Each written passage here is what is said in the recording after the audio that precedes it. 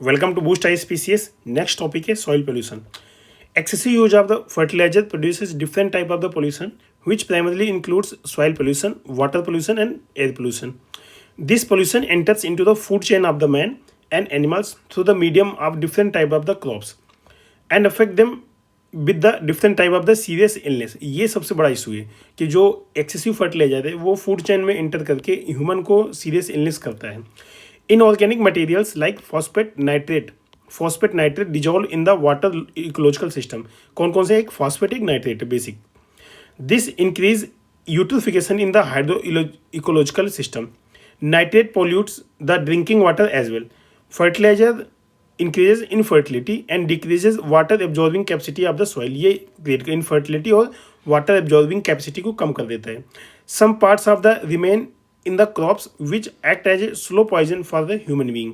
ये भी इशू है. एक सिंपल बात समझिए, हम लोग फर्टिलाइजर डालते हैं या फिर इंसेक्टिसाइड्स डालते हैं क्रॉप्स में ताकि उसे इंसेक्ट्स ना खा सकें, लेकिन उस चीज़ को हम लोग खाते हैं. कितना बड़ा इशू है. देन देख लेते हैं effect of the soil pollution क्या है. सॉइल इरोजन होता है फ्लड और ड्रॉट के थ्रू. उसके बाद सॉइल एसिडिफिकेशन हो जाता है, सॉइल एल्कलाइजेशन हो गया, entry of the pollutants in the plant जिससे क्या होगा, entry in the human organism through food chain. Then water pollution होता है, deadly disease due to lead और आर्सेनिक. ये भी जैसे राइस वगैरह की फार्मिंग में आर्सेनिक का कंटेमिनेशन बहुत ज़्यादा हो जाता है. उसके बाद loss of the infertility by the hazards chemical. इससे पुअर क्रॉप क्वालिटी होती है और लॉस ऑफ द रेवेन्यू भी होता है क्योंकि आपका क्रॉप जो प्रोडक्शन है वो कम हो गया. देन आपका डिफॉरेस्टेशन, ग्लोबल वार्मिंग, इसको डिफॉरेस्टेशन हुआ, ग्लोबल वार्मिंग उसको काउंट हुई. Then death of the micro organism जो छोटे छोटे होते हैं जिससे इम्पैक्ट फूड चेन कम एडवर्सली होती है. ठीक है. Then soil pollution is more dangerous in comparison to industrial pollution, क्योंकि डायरेक्टली आपके जो बेसिक नेसेसिटी है ना उसको इफेक्ट कर रहा है, जो आपका फूड है उसको इफेक्ट कर रहा है. ओके. देन क्वेश्चन देखते हैं. Indiscriminate use of the fertiliser had led to क्या? ऑल. देखो सॉइल, वाटर, एयर सारे इफेक्ट करता है तो all of the above. PCS 2016. Then in human in India the use of the carbofuran methyl parathion phorate triazophos is viewed with apprehension. These chemicals are used as. ठीक है. अब देखो ये काफ़ी अच्छा क्वेश्चन है. ये वैसे पेस्टिसाइड एज यूज हुआ है, पेस्टिसाइड इन एग्रीकल्चर, बाकी प्रिजर्वेटिव नहीं हुआ है, ये सब नहीं हुआ है. ये UPSC 2019 का क्वेश्चन है. देन अगला है consider the following statement. Agricultural soil release nitrogen oxide into the environment. Basic. ठीक है, ये सही बात है.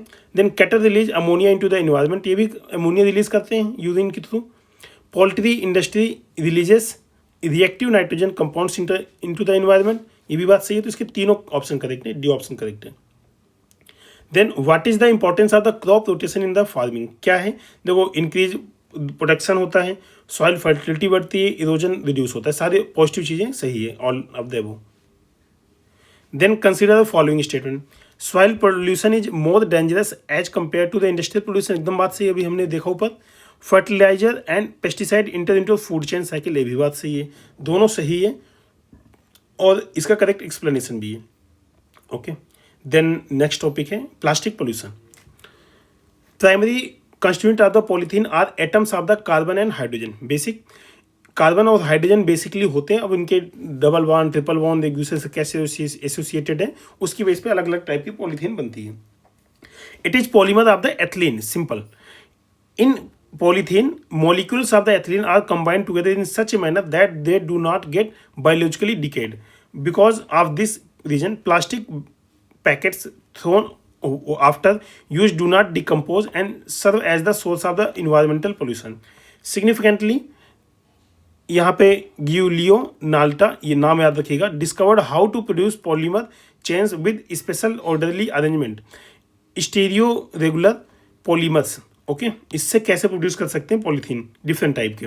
Notably such polymers can be customised to have different degrees of the crystallinity, hence different physical property allowing them to be geared to different application. For this discovery Galileo Natta and Karl Ziegler were awarded the Nobel prize in the chemistry in the year 1963. ये याद रखिए कि बहुत chance कम है इसके आने के फिलहाल, बट इन्होंने इसके लिए नोबेल प्राइज़ मिला तो इसलिए आ सकता है। Plastic packet takes excessive times to decay. Plastic bag is a thermoplastic which is obtained by the polymerization of the ethylene. It is a non-biodegradable pollutant which pollutes atmosphere as well as soil. Non-biodegradable material are those material which can not be broken down easily and retain their form for the long period time. For example, metal, tin, glass, plastic. The theme of the World Environment Day 2023, देखो ये तो आप जब exam देना उस year में जो भी इन्वायरमेंट की थीम है उसको याद रखना, यहाँ से इंपॉर्टेंट नहीं है। Was solution to plastic pollution. The theme was focused on under the campaign beat plastic pollution. Okay, then question देखते हैं इसमें कौन कौन से आए हैं। Polythene bags can not be destroyed because they are made of, किससे? पॉलीमर से, simple. Which of the following is not destroyed by the bacteria, कौन सा नहीं है? प्लास्टिक। बाकी काउडंग, लीफ, फूड इंग्रेडिएंट्स ये सारे डिस्ट्रॉय हो जाएंगे, डिकम्पोज हो जाएंगे, बट प्लास्टिक नहीं होगा। यही तो इशू है main. Why is there a great concern about the microbeads what are release in that are release into the environment. Main issue क्या है? मेन इशू ये है they are considered harmful to the marine ecosystem. Okay, then which of the following takes maximum time to decay, कौन सा maximum time लेता है? आप खुद सोचिए। प्लास्टिक बैग ही ज़्यादा टाइम लेगा, बाकी सिगरेट बट नहीं, लेदर शू नहीं, ये सब तो डिकम्पोज हो जाएंगे, लेकिन प्लास्टिक बैग नहीं होगा। ओके, देन नेक्स्ट टॉपिक है radio active and other gaseous pollution. इसको देख लेते हैं, छोटा टॉपिक है। ऑन अप्रैल 1986 न्यूक्लियर एक्सीडेंट टूक place at a place named Chernobyl.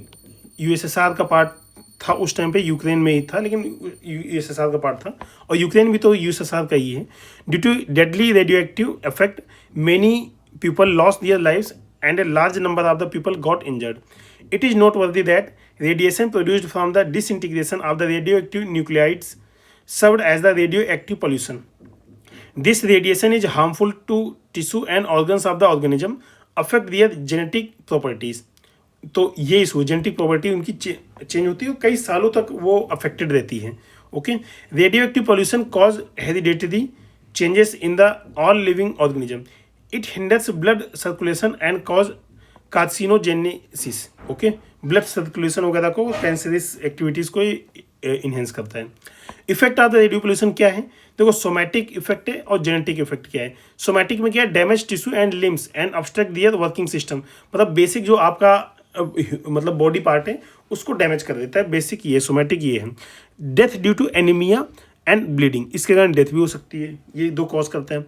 Then genetic क्या है? Studies on the Drosophila have shown that this increases the mutation rate। Mutation आपका इफेक्ट होता है, जो आपका जेनेटिक एक्टिविटी है वो इफेक्ट होती है। Massive effect on the genetic properties, इसमें तो इफेक्ट होता है, जैसे आपने जापान में देखा होगा, वहाँ पे मतलब काफ़ी सालों तक इफेक्ट इसका था, जो उनके नए नए मतलब बच्चे आ रहे थे, उनकी जनरेशन आ रही थी, उनमें भी इफेक्ट इसका देखा गया था। देन आगे देखते हैं, Bhopal disaster also referred to as the Bhopal gas tragedy was a gas leak incident in India considered the world's worst industrial disaster. It occurred 2nd and 3rd December 1984, ये डेट याद रखिए, एग्जाम में आया है कई बार। At the Union Carbide factory का नाम भी याद रखिएगा, pesticide plant in Bhopal Madhya Pradesh. Over 5 lakh people were expose to methyl isocyanide gas. इसको ही मिक गैस बोलते हैं। क्या बोलते हैं? मिक। एग्जाम में मिक गैस से भी याद, मिथाइल आइसोसाइनाइड, तो इसको मिक गैस बोलते हैं, ठीक है। According to the state government records 3787 people died, जो कि हमेशा कम ही होता है in this tragedy. The chemical formula of the methyl isocyanide CH3NCO। It is a very flammable liquid that readily evaporates when expose to air. तो ये हुआ था। देन क्वेश्चन देखते हैं, Bhopal gas tragedy leaked of methyl isocyanide MIC accident happened on, कब हुआ था? 2nd and 3rd December 1984। Okay, उसके बाद in which year Bhopal gas disaster occurred? 1984, याद रखिएगा, कई बार आया एग्जाम में। The gas which leaked from the Union Carbide factory कौन सी थी? Methyl isocyanide. Bhopal gas tragedy was cause due to the leakage of the कौन सी गैस? Methyl isocyanide. कई बार देखो लगभग मल्टीपल ईयर में पूछा गया है। Which gas leaked out in the Bhopal gas tragedy causing numerous death? कौन सी थी? Methyl isocyanide, MIC. Okay, B option. Then the compound associated with Bhopal gas tragedy कौन सा था? Methyl isocyanide. Chernobyl accident is related to with? Nuclear accident है Chernobyl, हमने देखा USSR का पार्ट था उसमें, Ukraine. Which are the following statement about radio activity pollution are correct? It cause the hereditary change in the animals, बिल्कुल बात सही है. It cause disbalance among different minerals in soil. देखो मिनरल्स में बहुत ज़्यादा इफेक्ट नहीं होता है, मिनरल्स का बहुत ज़्यादा इफेक्ट नहीं होगा, तो इसको क्वेश्चन मार्क करेंगे. इट हिंडर्स ब्लड सर्कुलेशन, हाँ बिल्कुल करेगा. इट कॉजेज कार्सिनोजेनेसिस, ये हमने देखा है करता है बिल्कुल. तो 1-3 इसका 1-3-4 करेक्ट है. ओके, 2 नहीं करेगा. सॉइल और इन सब में बहुत ज़्यादा इफेक्ट नहीं आएगा. The nuclear energy in nuclear reactor is produced by thermal pollution. ठीक है, produced by nuclear energy is in nuclear reactor is produced by thermal pollution. Okay.